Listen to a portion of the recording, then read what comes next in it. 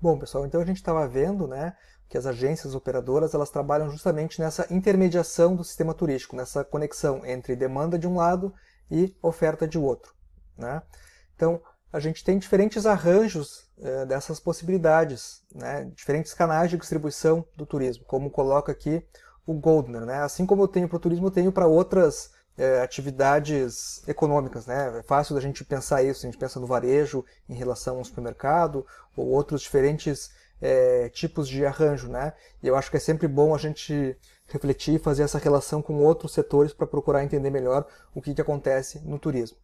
Né? Então, como qualquer negócio, digamos assim, eu preciso desses intermediadores, né, muitas vezes, mas eu tenho sempre uma tentativa muitas vezes de diminuir essa distância, né, entre prestador de serviço e cliente, porque, claro, que o intermediador sempre tem, de alguma maneira, que levar alguma remuneração ou alguma vantagem em fazer essa troca, né, tirando daí um pouco tanto do cliente quanto do prestador de serviço. Por isso que muitas vezes, enfim, se busca essa distribuição direta e por isso que, digamos assim, esse tipo de arranjo sofre variações, né, como aquele exemplo que eu estava comentando tanto dos discos como no caso do turismo, né, que a internet trouxe essa série de revoluções, né, em relação à intermediação e à distribuição de serviços.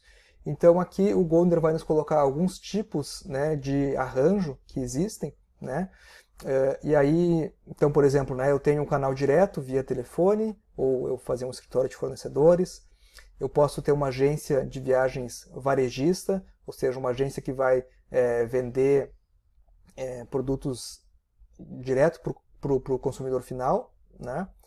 Eu tenho também uma operadora turística que vai trabalhar no arranjo de diferentes produtos, né, e vai vender para esse cliente, né? Então aqui eu estou falando, né, no caso do varejista isolado, ele está vendendo por exemplo, uma passagem só, e aqui da operadora ela está colocando essa passagem num conjunto de outros elementos, né, formando um pacote, um produto e vendendo para o cliente.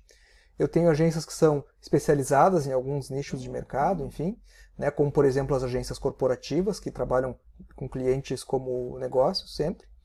Eu tenho um outro tipo de arranjo que eu tenho uma operadora turística que vai fazer essa conexão, né, e depois vai repassar para uma outra empresa fazer a distribuição.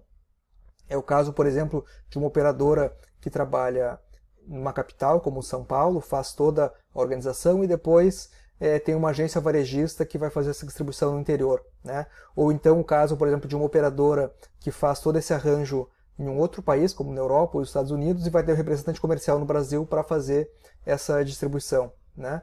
E aí aqui então outros tipos de arranjos, né? Eu acho que essa diversidade de arranjos nos recorda, né, voltando ainda à questão dos sistemas, o quanto cada sistema é conectado de uma maneira diferente, né? E justamente essa ideia de procurar entender como cada um funciona, né? Como cada arranjo está conectado e está fluindo nesse sentido. Tá certo? Bom, agora então o intuito é a gente analisar dois casos concretos, né, para tornar isso um pouco mais palpável para vocês.